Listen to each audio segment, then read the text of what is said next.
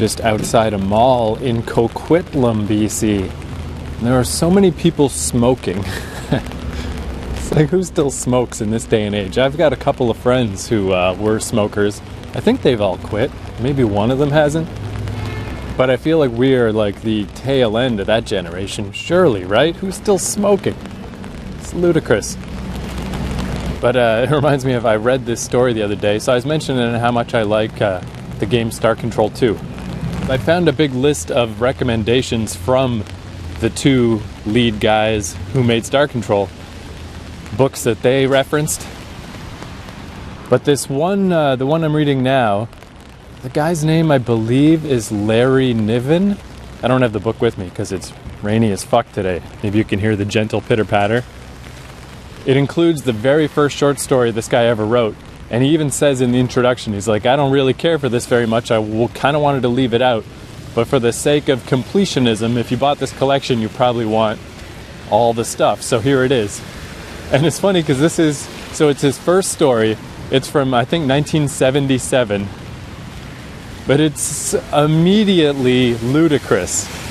Like, the guy seems like an okay writer and stuff. But this guy, he's on a mission on Mars, I believe, and they're trying to capture this creature that they suspect is there. So basically, he goes out in the night when it's, on the dark side of the planet,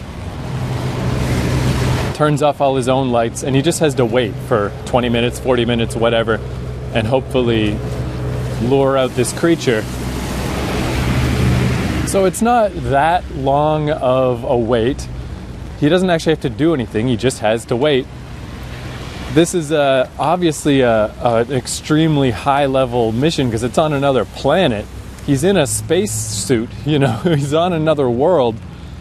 And because it was 1977, I guess, a little tube comes out of it. I mean, it just kind of hits you out of nowhere, where it's like, well, I had to wait for 40 minutes in the dark, so I decided to have a little smoke.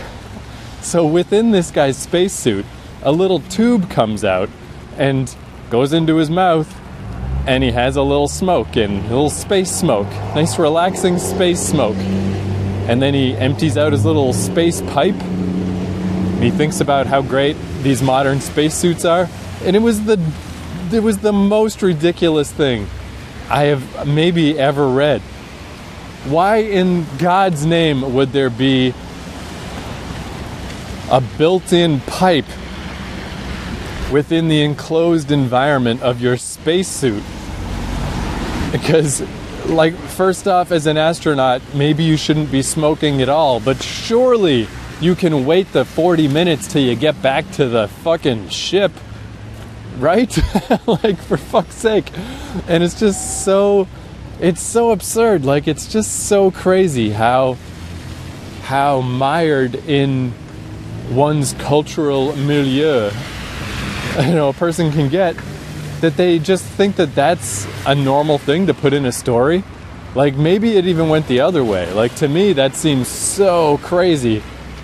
But maybe he was like, well, it would be crazy not to put that in. What would people think if they couldn't smoke in their spacesuits? No one's gonna want to fucking go beyond if there's no smoking. It was just weird as fuck. And I'm always extra fascinated when that happens with sci-fi authors. Like, it's one thing if your average schlub can't see outside of the parameters of their own life, but I just presume that writers in general, and especially speculative fiction writers, that's their whole deal, right? That's what they do, is like, let's look beyond, let's look outside of the borders of the society we're in, and let's examine what other societies might be like, what other creatures might be like, what other circumstances might be like. Let's look at the future. Because I think that's really interesting, like, the idea that the future is a new-ish concept.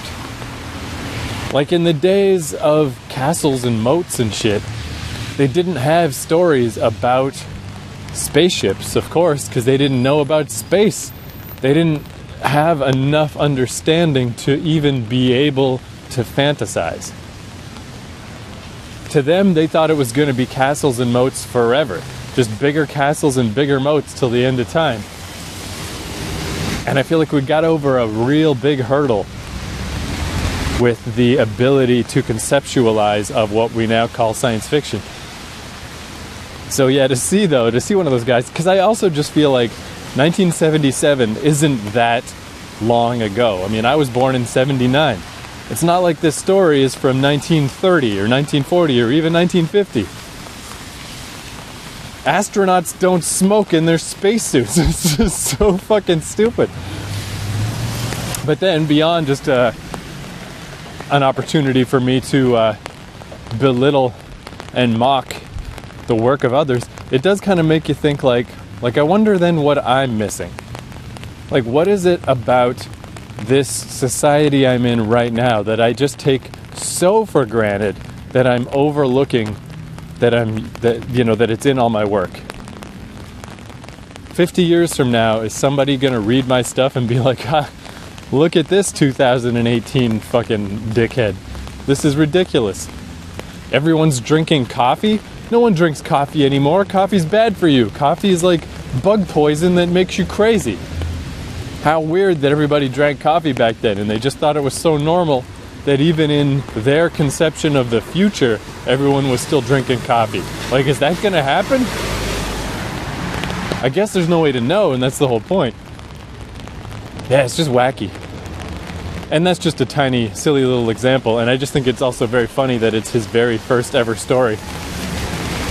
It couldn't be more of like a first story thing, of just like, this guy got good later, but look at his first story. What was that?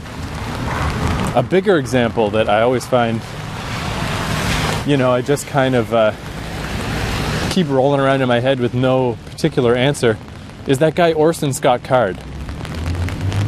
I haven't read a pile of his books, but I've never read one of his books that's bad. I mean, I've mostly only read the Ender series, and then the ones that spurred off on Ender's side, Xenogenesis and stuff, they weren't as good.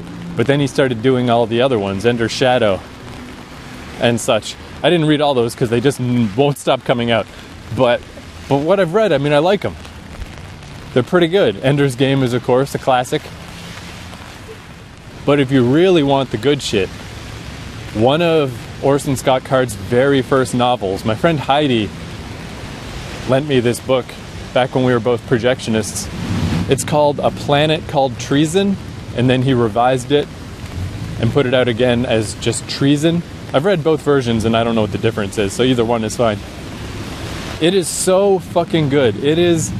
I just read it again just like 3 months ago. I've read it a bunch of times and I love it so much. It's the definition of like a young, vibrant writer who has so many ideas. It's crazy. This could have been like a 12-book series, and instead it's one short book. Because just more stuff keeps happening, and more ideas keep happening. And it's so fucking cool. I love it. It's got little weirdnesses here and there, but the overall thing, just so great. But as I'm sure you know, Orson Scott Card is a fucking idiot. Like, he's just a dumb Mormon. He's just like, I don't agree with gay people, and I think it undermines the fucking fabric of society, and it's clearly deviant behavior, and I bet most of these gay people are probably gay because they got touched when they were kids. And it's just like, you are so off the fucking mark. It's ridiculous, Like, you're just so wrong. Your opinions are so fucking stupid and narrow-minded and ridiculous, and clearly based quite heavily on his Utah Mormonism.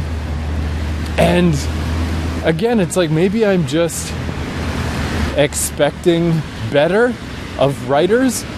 But again, like, if the average person is just a Mormon, grew up in Utah, grew up around Mormonism, and they're a Mormon, and they have all these ridiculous religion-based ideas, fine, whatever. It's been happening since the beginning of time. It'll be happening forever. That's what human beings do. We're tribal, we're dumb, we just follow what happens around us most of the time. But a writer's not supposed to be like that. And especially not a science fiction writer, and especially not one who's actually good. Maybe he's written a bunch of shit, but I mean, he's got a good chunk of good stuff. You're like, this is a clever ass dude. This is some neat shit. What the fuck is wrong with him? You know? Why? How can you be a sci-fi writer and still be so just mired in your surroundings? I don't understand it. It's so weird to me.